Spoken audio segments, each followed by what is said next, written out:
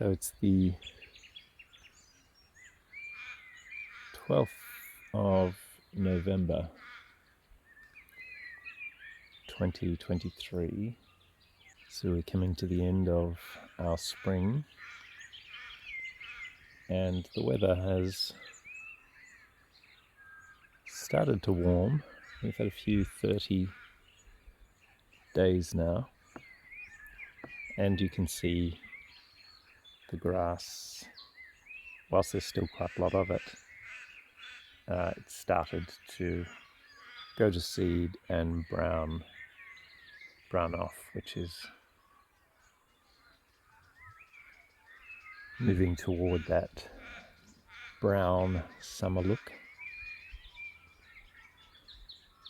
But that's to be expected now. There's a light frost this morning.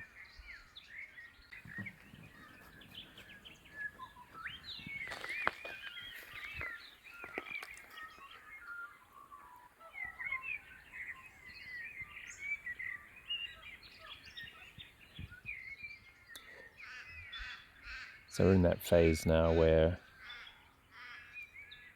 the days are quite warm, as I said, mid to high 20s, perhaps even early 30s, and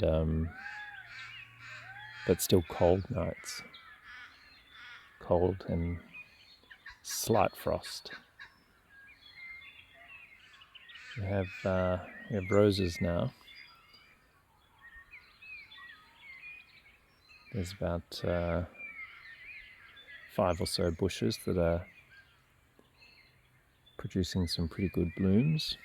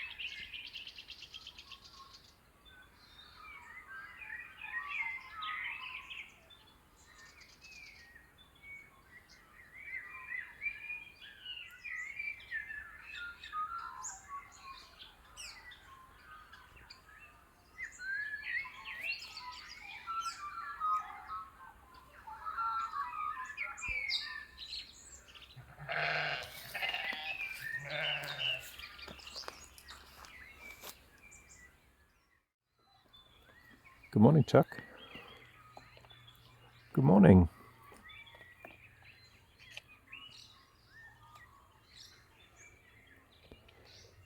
Our weed program is going okay, I think. We are on top of, well, I daren't say that, but it feels like we're on top of Patterson's curse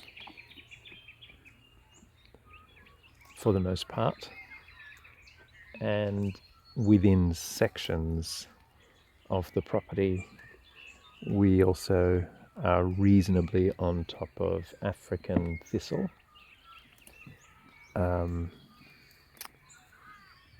which we've managed to get a good deal of it out before it has gone to flower. This thistle here, this milk thistle, I think that's what it is. There might even be a couple of different types of this thistle with the purple flower head. We're less concerned about it because the sheep eat it. There is actually another two types of thistle. There's this one, which I think is milk thistle. This is quite spiky, has the purple flower head, which the bees really like, and the sheep will eat the flower head, as you can see them doing now. So whilst we would remove a lot of it,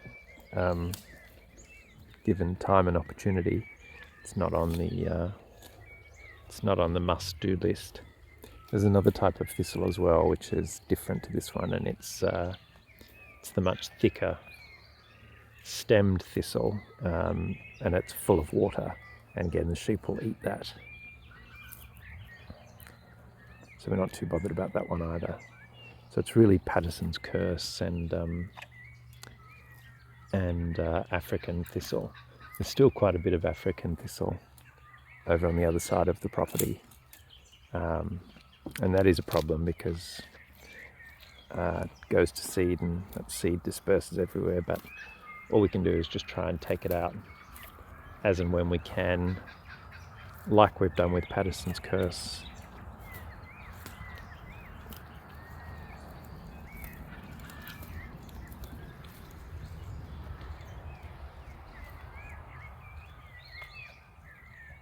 This section down here on the flat one time was just completely full of Patterson's curse, but because we spend quite a bit of time down there, and because that's perhaps one of the sections where we're quite diligent in removing it, just because we're there and it's convenient, there is none down there now. And through the woodland, none either. Well, none, so to speak. You'll find the odd stem of it, but I don't think that's ever going to not be the case, and frankly that doesn't bother me. If Patterson's curse is in the pasture in sort of a balanced way, then I'm not too bothered about it. This is Betty. This is the little ewe triplet. And she's just started to become quite pretty.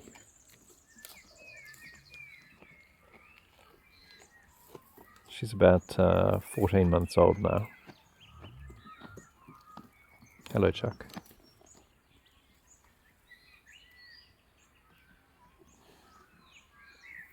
Chuck's the boss now, or has been for some time. He was very cranky yesterday. He was suggesting that he was going to butt me. I don't think he would. You okay? I'm in your way. I'm sitting here in a fairly precarious spot, really, just because it is a bit cold, and this is where the sun is hitting at the moment.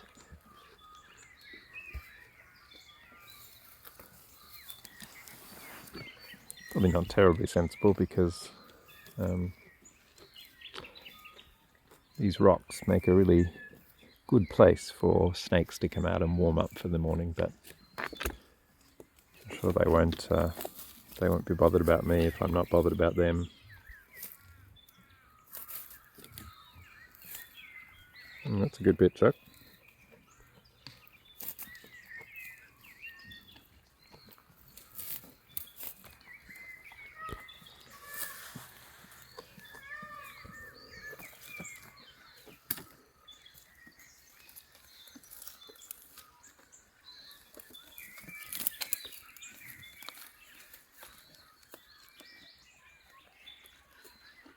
As you can see, there's still lots and lots of feed for the sheep. Will remain that way for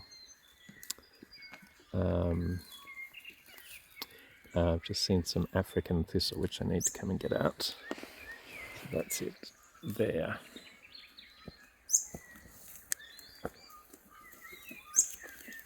It's very spiky. Sheep don't eat it at all. But I can only see that one bit.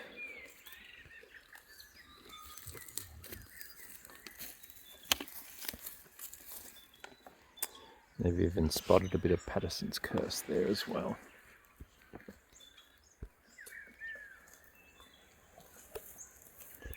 The camera won't pick it up, I don't think, but it's that kind of purple. There it is. I'll come and get that later.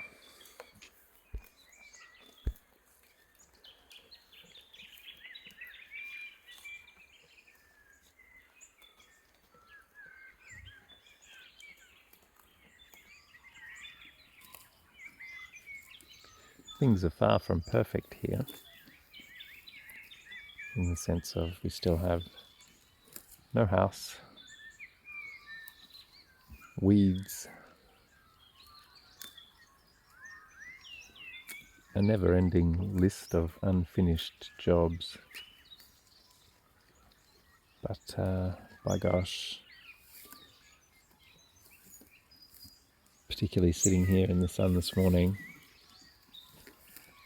with the sheep, the birds and flowers,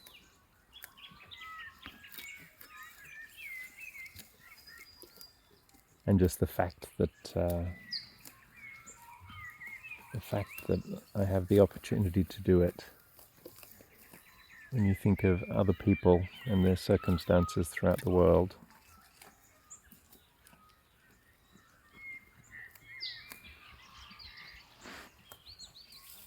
you can't help but to feel extremely, extremely lucky. And so I get to sit here and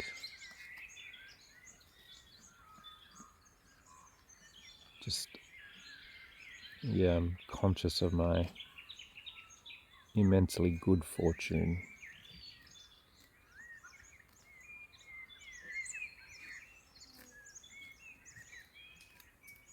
That's Mum there, just taking a bit of a rest. She's doing okay. She's definitely slowing down, no question.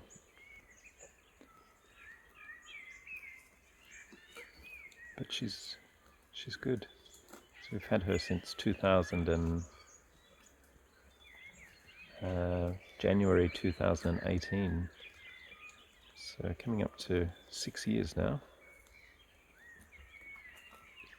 And I think she was 5 or 6 years old when we got her. That's if the colour of the tag in her ear is accurate, and I suspect it may not be. But we were told that she was an older ewe when we got her. So yeah, I think she's quite an aged ewe now. I hope whatever happens to her is nice and gentle. She's living a good life. And of course, all the other sheep derive from her. She's either their mother or their grandmother.